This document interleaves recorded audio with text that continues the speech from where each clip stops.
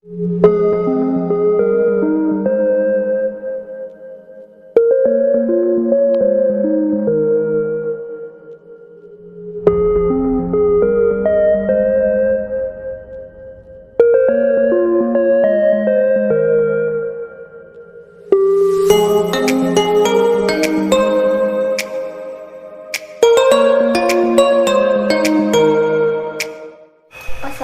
warahmatullahi wabarakatuh. Saya Ali Fainus Sujati dengan NPM 202010315168 dari kelompok 1 ingin menjelaskan tentang materi tanggung jawab sosial dan etika profesi. Tanggung jawab sosial perusahaan, Corporate Social Responsibility atau CSR, adalah bentuk kepedulian perusahaan terhadap lingkungan eksternal perusahaan melalui berbagai kegiatan yang dilakukan dalam rangka penjagaan lingkungan, norma masyarakat, partisipasi pembangunan, serta bentuk tanggung jawab sosial lainnya. Alasan perusahaan menerapkan CSR yaitu: pertama, moralitas.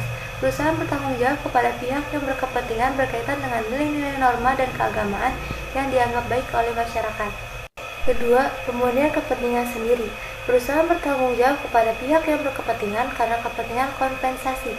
Kepentingan kompensasi tersebut itu bisa berupa upah, gaji, dan semua fasilitas yang diberikan perusahaan kepada pekerja untuk menyelesaikan pekerjaan mereka. Ketiga, ada teori investasi. Perusahaan bertanggung jawab kepada stockholder karena tindakan yang dilakukan mencerminkan kinerja keuangan perusahaan. Keempat, ada mempertahankan otonomi. Perusahaan bertanggung jawab kepada stockholder untuk menghindari campur tangan berbagai kelompok lingkungan kerja dalam mengambil keputusan manajemen. Tanggung jawab manajemen bisnis. Menurut Archie Carroll, manajemen organisasi bisnis mempunyai tanggung jawab sebagai berikut. Yang pertama, tanggung jawab ekonomi, yakni memproduksi barang dan jasa yang bernilai bagi masyarakat. Yang kedua, ada tanggung jawab hukum, yakni perusahaan diharapkan menaati hukum yang ditetapkan oleh pemerintah. Yang ketiga, tanggung jawab etika, yakni perusahaan diharapkan dapat mengikuti keyakinan umum mengenai bagaimana orang harus bertindak dalam suatu masyarakat. Yang keempat, ada tanggung jawab kebebasan, yakni tanggung jawab yang diasumsikan bersifat sukarela. Manfaat tanggung jawab sosial, yaitu ada manfaat bagi perusahaan untuk membangun citra positif perusahaan di mata masyarakat dan pemerintah. Ada manfaat bagi masyarakat untuk kepentingan masyarakat terakomodasi. Hubungan masyarakat dalam perusahaan akan lebih erat dalam situasi win-win situation atau negosiasi antara kedua pihak yang akan mendapatkan keuntungan banyak. Ada manfaat bagi pemerintah memiliki partner dalam melakukan misi sosial dari pemerintah dalam tanggung jawab sosial. Strategi pengelolaan tanggung jawab sosial. Yang pertama, ada strategi reaktif. Kegiatan bisnis yang melakukan strategi reaktif dalam tanggung jawab sosial cenderung menolak atau menghindari diri dari tanggung jawab sosial. Contohnya, perusahaan tembakau di masa lalu cenderung menghindari diri dari isu yang menghubungkan konsumsi rokok dengan peluang terjadinya penyakit kanker. Akan tetapi, karena adanya peraturan pemerintah untuk mencantumkan bahaya rokok di setiap iklan, maka hal tersebut dilakukan oleh perusahaan rokok. Yang kedua, ada strategi defensif. Strategi defensif dalam tanggung jawab sosial yang dilakukan oleh perusahaan terkaitan dengan penggunaan pendekatan legal atau jalur hukum untuk menghindari diri atau menolak tanggung jawab sosial. Contohnya, perusahaan yang menghindari diri dari tanggung jawab limbah berargumen melalui pengacara yang disewanya untuk mempertahankan diri dari tuntutan hukum dengan berargumen bahwa bukan hanya perusahaannya saja yang membuang limbah ke sungai ketika perusahaan beroperasi. Terdapat juga perusahaan lain yang beroperasi di lingkungan tersebut. Yang ketiga, ada strategi akomodatif. Strategi akomodatif merupakan tanggung jawab sosial yang menjalankan perusahaan dikarenakan adanya tuntutan dari masyarakat dan lingkungan sekitar akan hal tersebut.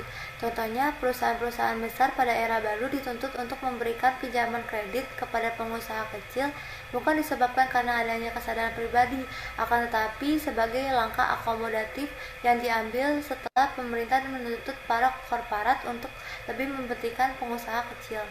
Strategi proaktif. Perusahaan memandang bahwa tanggung jawab sosial adalah berbagai dari tanggung jawab untuk memuaskan stakeholder. Jika stakeholder terpuaskan, maka citra positif terhadap perusahaan akan terbangun. Contohnya dengan pembuatan kasus penanganan limbah, keterlibatan dengan setiap kegiatan sosial lingkungan masyarakat, atau dengan memberikan pelatihan kerja di lingkungan tersebut. Assalamualaikum warahmatullahi wabarakatuh. Saya Vivi Hairani dari kelompok 1 ingin menjelaskan mengenai mengapa sebuah manajemen itu diperlukan.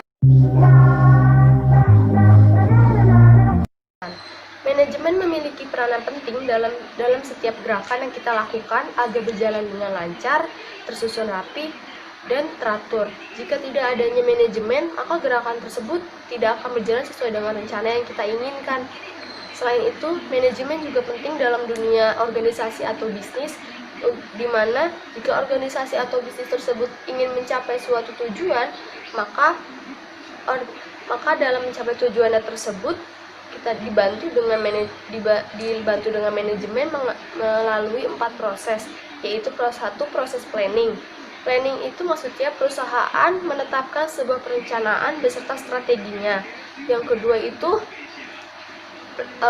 organizing maksudnya perusahaan mengatur sumber daya alam dan sumber daya lainnya seperti sumber daya manusia untuk menetapkan tugas-tugasnya.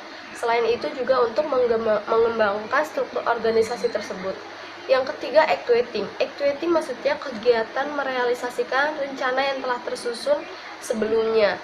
Yang keempat itu controlling. Controlling ini maksudnya mengkontrol atau mengawasi sebuah kegiatan yang telah direalisasikan tersebut agar berjalan dengan lancar yang telah direncanakan sebelumnya. Alasan utama manajemen diperlukan dalam sebuah organisasi atau bisnis. Yang pertama yaitu untuk memudahkan mencapai tujuan tertentu, baik tujuan pribadi maupun tujuan organisasi. Yang kedua, misalkan tujuan organisasinya ingin mencapai sebuah tim yang lebih baik, maka di situ diperlukan sebuah manajemen agar tujuan tersebut dapat terlaksanakan atau tercapai. Yang kedua yaitu untuk menjaga keseimbangan di antara tujuan-tujuan yang saling bertentangan. Di sini bertentangannya bisa dengan pemimpinnya, pegawainya, pelanggannya, maupun konsumennya. Kayak gitu. Yang ketiga, untuk mencapai efisiensi dan efektivitas. Efektivitas di sini yaitu melakukan pekerjaan yang benar atau doing the right things. Efektivitas merupakan kemampuan untuk memilih tujuan yang tepat atau peralatan yang tepat untuk mencapai tujuan yang telah ditetapkan. Misalkan seorang manajer ini dapat dikatakan efektif apabila dapat memilih pekerjaan yang harus dilakukan atau dengan metode yang tepat untuk mencapai tujuan tersebut. Lalu efisiensi adalah melakukan pekerjaan dengan benar atau doing things right, di mana efisiensi adalah kemampuan untuk menyelesaikan suatu pekerjaan dengan benar dengan perbandingan antara sumber daya yang digunakan berdasarkan perhitungan terbaik antara output dan input, yang artinya beberapa output yang dihasilkan dalam proses dibandingkan dengan input yang masuk. Semakin besar output yang dihasilkan dan semakin kecil input yang diperlukan, maka semakin efisien. Misalnya, seorang manajer dikatakan efisien apabila ia mampu mencapai hasil yang lebih tinggi dibanding dengan masukan-masukan yang digunakan atau tenaga kerja, uang, bahan, mesin-mesin, dan waktu. Terima kasih. Nama saya Anggi Septiana, saya dari kelompok 1 dengan nomor NPM 2020 103 15 155. Di sini saya akan menjelaskan tugas-tugas seorang manajer.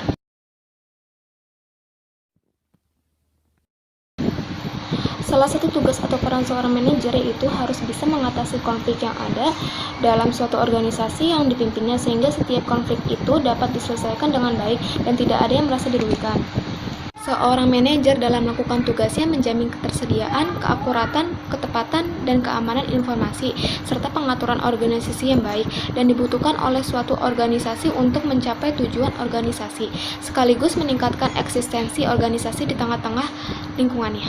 Tugas dari seorang manajer ialah yang pertama, siklus pengembalian, keputusan, membuat rencana, menyusun organisasi, pengarahan organisasi, pengandalian, penilaian, dan pelaporan. 2. Memotivasi, artinya seorang manajer harus dapat mendorong para bawahannya untuk bekerja selalu giat, efektif, dan efisien. Yang ketiga, manajer harus berusaha memenuhi kebutuhan para bawahannya. Yang keempat, manajer harus berusaha agar para bawahannya bersedia memikul tanggung jawab. Yang kelima, manajer harus membenahi fungsi-fungsi fundamental manajemen secara baik. Yang keenam, manajer harus mewakili dan membina hubungan yang harmonis dengan pihak yang luar. Jadi seorang manajer memang bukan perkara yang mudah, perlu bertahun-tahun pengalaman dan jam terbang serta bidang keilmuan yang mencukupi yang bisa menjadikan ia disebut manajer. Seorang manajer harus mampu untuk mengatasi masalah dan mampu untuk meramalkan kejadian yang akan terjadi bila sebuah keputusan diambil. Perkenalkan, nama saya Dina Christine Butar. Di sini saya akan melanjutkan materi tentang tugas dan pekerjaan manajemen. Saya akan menjelaskan pengertian dari manajer. Manajer adalah seseorang yang berpengalaman, berwawasan, dan berkemampuan baik, sehingga dipandang oleh organisasi sebagai orang yang pandai atau mahir dalam memimpin, mengarahkan, dan mengembangkan organisasi dalam mencapai tujuan. Tugas manajer umumnya berbeda-beda jika dikategorikan melalui bidangnya. Berikut ini saya akan menjelaskan tugas manajer secara umum. Yang pertama yaitu memimpin tim. Menjadi leader dalam sebuah tim merupakan salah satu tugas utama dari seorang manajer. Memimpin jalannya aktivitas dan tugas yang diemban. Memastikan seluruh tim berada pada jalur kerja yang tepat, supaya pekerjaan dilakukan secara efektif dan efisien. Mensupport tim dan memberi motivasi merupakan salah satu fungsi dari manajer. Yang kedua yaitu membuat konsep. Seorang manajer bertugas untuk membuat konsep kerja atau konsep besar proyek yang akan dijalankan. Memang seharusnya membuat konsep kerja dibangun atau dilakukan secara tim. Tetapi seorang manajer harus mempunyai gambaran atau ide tentang apa yang akan dikerjakan atau dijalankan sebelum diberikan ke forum. Ketiga yaitu mendelegasikan tugas. Mendelegasikan tugas terkadang adalah hal yang sulit dilakukan oleh seorang manajer. Kenapa? Karena seorang manajer harus bisa membagi pekerjaan secara adil dan yang terpenting adalah tepat sasaran, supaya pekerjaan yang dilakukan tidak molor waktu kerja dan menghasilkan kualitas yang baik. Yang keempat yaitu mengambil keputusan. Pengambilan keputusan adalah saat yang paling penting bagi pelaksanaan suatu proyek atau aktivitas yang dijalankan. Salah sekali saja dalam mengambil keputusan, maka akan berakibat fatal di hasil akhir. Maka dari itu, seorang manajer harus mempertimbangkan dengan baik dalam pengambilan keputusannya.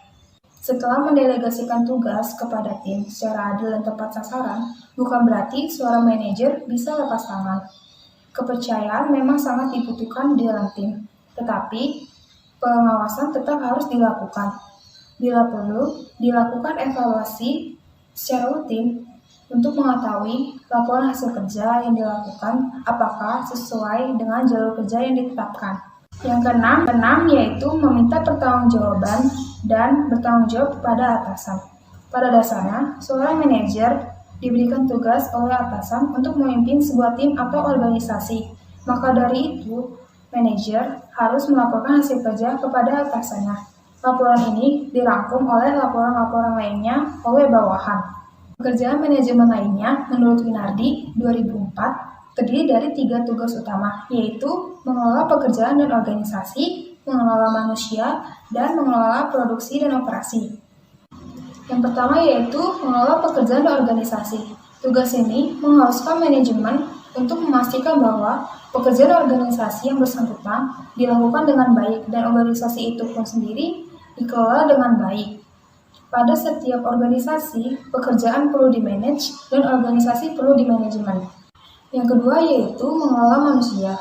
Dalam hal melaksanakan manajemen manusia, setiap manajer pasti akan menghadapi problem atau konflik yang terjadi, entah itu antara individu dengan individu, antara kelompok dengan kelompok, ataupun antara atasan dengan bawahan.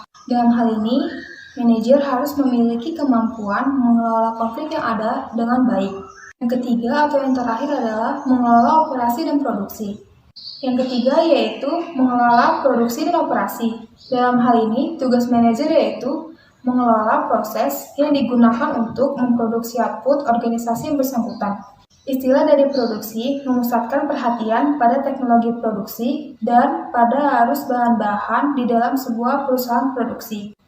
Demikian presentasi yang dapat kami lakukan. Mohon maaf bila kami melakukan kesalahan dalam bertutur kata. Sekian dari kami, terima kasih.